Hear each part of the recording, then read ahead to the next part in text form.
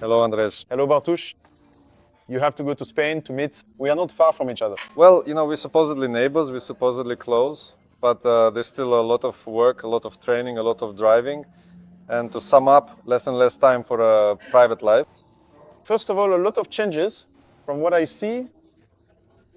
Let's start from the beginning before we get to future plans. Let's talk about what happened in the past. Because I know that your whole team just turned upside down. And I mean, the team you don't usually see as mechanics, not the riders. Yes, we decided to go with the younger generation. We made an arrangement with Rockwell University of Science and Technology, and it's not like this just suddenly came out of nowhere. We had already worked together before, first with the Białystok University of Technology, because they really have extremely well-equipped workshops. They have these amazing machines there that can do everything, so wherever you go, as you well know, you have to pay a hefty price for that. That's why our cooperation has been going on for several years now, but with the Rockwell University of Science and Technology, it somehow felt the closest, and these young people came because it's not just guys, but also girls, and it was like, okay, we have our own racing team, we build electric vehicles, we race these electric vehicles, but there are also a lot of other people interested because it's a cool topic. They came and we asked, so what do you do? I'm a mechanic. Okay, do you want to drive? Yes, I do. And what do you do? Well, actually nothing. What then? Well, I want to learn something. Aha, okay. All right, then stay. So we learn something, but this is a sham because I know how it works. The racing world, but there are all kinds of circles. It's like there are these concrete paths to different mechanics, to different rags. It seems like those are the only roads. And suddenly it turns out there are young people educated in the right direction, who are motivated. You just have to look around and notice them. Exactly. It's a bit like that syndrome when you finish school, look for a job, and you read an ad. Looking for a young person, preferably cool, resourceful, with amazing work experience, and it all clashes, and as a young person, you end up hitting a wall. How am I supposed to find this job? It's exactly the same thing. Where else is he supposed to gain that kind of experience, if not in racing, if not in that racing war, where everything is about speed and time? There's a lot of stress, so I think it's the best place to learn. And we decided to bet on young people. Some say that we took a huge risk. I don't think so. I believe a young, sharp, intelligent person can do just as great a job as an experienced mechanic. So what did we have to lose? We simply gave them a chance. They took advantage of it. To this day, they repay us with excellent work, preparation, and commitment. And that's it. Well, yes, but endurance racing is such a niche, highly specialized field, such a unique type of racing that when I heard that, to put it simply, the entire old team had left and was replaced by young people. How could that possibly work? Then I hear from Kosa, the chief mechanic, that things are actually much better now. Because it's not like someone just solves a problem, the young guy comes in and gives me 3 different ways to solve that particular issue. Exactly. When you've been doing something for a while and you look at a problem, you just don't see other possibilities, because that problem has always been there and we've always solved it the same way. Suddenly, a new person comes in who is completely open to the whole world, and all of a sudden they see so many other ways to solve the problem, ways you would never have thought of, because you fixated on that one solution and that's all you focus on. So it's all benefits. And the entire 2022 season went by without any major breakdowns or malfunctions. CV race finished. Yes, that's a huge credit to the team. A big thanks also to Marcinko's motorcycle for preparing the Super Extra engines, because after all, the engine has to survive the whole race. Of course, there's the electronics, all those little systems, wiring, lights, and so on, but let's be honest, the heart of it all is the engine, and it does the hardest work. If there's ever a failure that prevents you from finishing a race, it's usually the engine. We used to have problems with the electronics. BMW kept sending us various factory solutions with superbike wiring harnesses, but we eventually decided that if the motorcycle is built on a stock harness which is made for racing, is homologated for road use, and the bike has a warranty for tens of thousands of kilometers, then it will handle the race just as well. And we were absolutely right, because we haven't had any problems with the electronics. It works exactly the same. The problem is that when the motorcycle has a major crash and, for example, something gets torn off, with a superbike style harness you can disconnect the entire front from the middle with a single connector. But with a stock harness you can't do that. You have to do everything separately and it wastes time. But let's be honest, if the bike is already that disassembled... That's just how it is. It's not good anyway. It's just not good. And if you're not aiming for 100% riding, but rather 95%, to avoid making mistakes, to keep turning laps and finishing in the top positions, because Factory teams, those teams that hire riders from superbikes into MotoGP, they go at 100% all the time. For them, it's all or nothing. It's not like they're hesitating or calculating. No, they just push from start to finish and have everything at the highest level that they can. But in terms of overall speed and the actual lap times, right? That's true in terms of speed and lap times, but also when it comes to rebuilding the bike. Because if you notice, for example, Cert crashed at SPA, that bike looked, well, honestly shocking and was no longer fit to ride.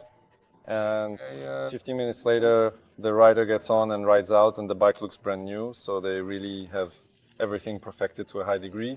But they've been doing this for, I don't know, decades with a budget that's just incomparable to ours. We're just some small private Polish team trying to scratch at their backs. And we kind of count on their slip-ups because that's what gives us, opens the way for us to the podium. Well, that's endurance racing. No single recipe. I mean, there is a recipe. To win, you have to be fastest. But that's exactly when it's easy to make mistakes. And you can see that when you compare yourselves to the BMW factory team, because you're riding the same motorcycle, how many races do you remember? They didn't finish. I think they only finished one. But you know, you can't really compare that because the best team you can have if they come in is a factory team. So the engineers and mechanics from that particular manufacturer's factory come in and say, listen, you have to use this and that's it, but it doesn't work. We're gonna have problems with this, man. But who are you saying this to? You must use this, that's final, right? But we're overheating, we're at 100 degrees. That's a normal temperature, man. You have to use what you're given, and that's it. And that's where the problems come from too. They're still learning as well. I'm not saying they're dumb or incompetent. They believe in their own reasons, they believe in their idea, but they have so much money that they just learn from it. Endurance is about developing the motorcycle, developing the engines, developing the electronics, and whether they finish a race or not. They have this calculated into their budget, and thanks to that, they learn many other things, draw conclusions, and eventually reach a point where they'll build a motorcycle that's reliable and simply a machine for winning every race. You have regular contact with them and also with other teams. And what was the reaction in the paddock when you showed up for the first time with the new lineup? Let's be honest, some of your mechanics now could probably be the children of the old veterans from the EWC paddock. Yeah, that's possible. Honestly, some of them could even be my own children, but they were completely shocked and utterly surprised by the situation. There's really nothing to hide here. They were just shocked because a team with 5 years of experience showed up and suddenly there are these kids running around and they were pretty reserved about it. But when we finished Le Mans in 6th place, they suddenly shut their mouths and started coming over saying, you guys really know how to get things done. Not only do they do such a great job for you, but you also have such beautiful girls coming along with you. And that's just the truth. What more can I say? That's incredible. Let's be honest, endurance racing is a very, very male-dominated world. And suddenly, a girl shows up on the team. Ola? Ola, yes. Ola, who eventually becomes a prominent Eurosport star, primarily because it turns out she can actually change tires significantly faster than many of the male mechanics. What's more, she changes that wheel even faster. She does it very precisely and is so involved in these races that when the race starts, she stands in front of the pit, watches every motorcycle, and looks from afar to see if it's ours. And she does this for 24 hours straight. It's not like she just comes in and sits down. She is so dedicated. She practically gives her whole self to this race. She lives it, and that's why, with such commitment, she's able to move mountains. And that's exactly what you need. If a rider comes in and immediately starts saying, I don't like this, that doesn't suit me, you know, he brakes badly, I can't do something there, dude. This motorcycle has to fit all three of you. It's not just for you. But it can't be that he's riding 0.2 of a second faster than me. Hey buddy, this isn't a race for stars. This isn't a race for ballerinas or models. No, this is hard graft, hard work. Riding for 24 hours, very few people have actually experienced that. It's truly a serious effort. It's a battle not just for the drivers themselves, but also for the mechanics. And it's a game with only one goal, the whole 20-person team is fighting for us to finish in the highest possible position. And that's why this commitment is so important, so that we're not just playing for ourselves, trying to promote ourselves, thinking I'll score some points for myself, everyone will notice me. No, this is a truly team game. All right, now you're talking about 3 players, and that's the second revolution that's coming in 2023. It will be the first season in which I won't be competing, yes. I said it from the start that we were giving ourselves 4 or 5 years to get in, to learn. We're not taking that step of immediately investing in top players and fighting for the podium, because I'm an old school businessman. I believe that if I want to open a restaurant chain, I'll start with a single restaurant. I'll learn the business, I'll do it myself. If it works, then I'll take the next step, and that's exactly what we're doing here. If we've learned how to finish these races, if we've learned how to set up the motorcycle for all these tracks, so that nothing there can surprise us anymore. So now we're betting on good riders, and even with a rider like me, we were able to finish in the top 10 at World Championship level events. So I think that's a really great achievement. And now, when we move on to 3 exceptionally fast riders, we're actually able to genuinely fight for podium spot in some races, especially if someone else unfortunately runs into problems though. Let's be completely realistic about it. We can't really compete on an entirely equal footing with the factory teams. There are quite a few of them. And on paper, of course, we undeniably lose to them. But this is another significant step forward. Now, instead of merely fighting for a spot in the top 10, we'll be actively fighting for a position within the top 5. And at some point when all the best riders in the world see that there's a team that is finishing finishing very high up, then suddenly something will happen. They'll start coming to us themselves, and they'll want to work with us. I'm not talking about riders of the IDM level or anything like that. I'm talking about a much higher class and quality, and that's what we want to achieve. Dominic is already kind of a foundation in a way. Dominic is, you could say, a Pole. At our last event, he even received the Polsat passport, so he was really happy about that. It was actually prepared by students. It looked just like the original, so I think maybe in Thailand they would have noticed. Dominic is definitely going. He's already under contract. We already have all the agreements signed, so Dominic is going, Pepin is going, and Bufezi is also going, who already rode with us at the Ball d'Or last year. They are very experienced riders when it comes to endurance racing. All of them have consistently stood on the podium in the stock class. They've impressively won races. So it's not like they're coming here to simply learn or to try to prove anything to us or even to themselves. We come with one purpose. We still want to finish races without a break. And with the pace they are showing, we can really dream of finishing on the podium in one of the races. Well, how exactly do you truly feel about the very next ones that are coming up? Listen, well, if he doesn't mount, then what will happen? How do you feel? How do you feel about retiring? Well, how could you feel? You know, I'm really an old guy now. I'm almost 50 years old, so let's be realistic. I'm not going to go after the unknown now. Of course, I feel good enough that I could easily keep racing. I'm not planning to just put the bike away like... We're standing in front of your motorcycle. I want to race in the Polish Championships. I'll be a reserve rider in the endurance races, so if there's a need, if the team needs a rider, I'll definitely be prepared and ready. So it's not like I'm retiring. No, I'm just building my team according to plan, and we're moving forward as planned. And motivation? Because after all, you created this team. Well, unless there was a different idea at the very beginning, but I think how many years ago was the team formed? No, the team was formed a long time ago, but the idea was always that we start, we go to learn, we gain experience, and then we focus on the players. And now that time has come. Exactly, because at the beginning it was probably like this. You build the team just to get started. Life is always about making decisions. It's a moment, a flash, a thought, something inspired you, an idea popped into your head, you wanted to do it. Once in 2014, Maka and I went to Le Mans. I think that's the only round in the entire history that took place in September at the end of the season.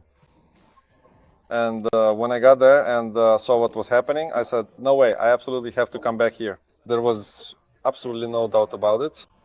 The person who was used to, say, the Polish Championships or Alpe Adria, where we know what the setup is like and how it all looks, Suddenly you arrive at the paddock where the 100,000 people are singing the Marseillaise, and around the track there are 150,000 people. So it feels like you're at a MotoGP round and you're one of the main stars of this whole show. So it left such a strong mark on my mind that I decided we really have to go back there, and that's exactly what happened. So the motivation is different but still strong. Still strong, because we want our team to stand on the podium. After all, I think we finally matured to this point, and it's not that we deserve it, but simply everything we do, we work hard for it, and I want to continue leading this team more as a manager and organizer than as a competitor. Could this become another business and not just a passion anymore? No, because I have other businesses and ventures. I do something else entirely. I would very much like it to remain my true passion, something I genuinely enjoy. If I start making money from my passion, then it will no longer be a passion, but a business. And I wouldn't want to let it come to that. So for now, we won't be seeing an LRP Poland satellite team with old-timers? No, there was never even such a plan. So we surround ourselves with people we enjoy spending time with, people we like, and who like us. We don't force anything.